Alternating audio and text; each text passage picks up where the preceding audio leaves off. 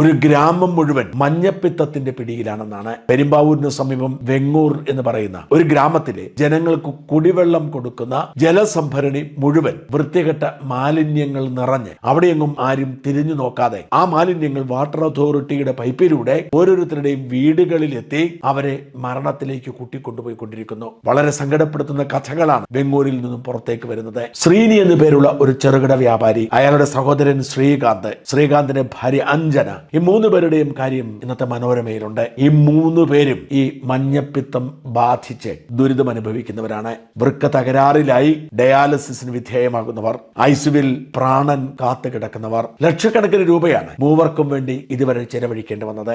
ഏതാണ്ട് 150-ലധികം ആളുകൾ ഇപ്പോൾ വെങ്ങൂരിൽ മഞ്ഞപ്പിത്ത ബാധിതരാണ്. 40-ലധികം പേർ വിവിധ ആശുപത്രികളിൽ ചികിത്സിക്കുന്നു. 2 പേർ മരണത്തിന് കീഴടങ്ങി. ഇതിൽ അനേകം പേർ ഗുരുതരാവസ്ഥയിൽ തുടരുകയാണ്.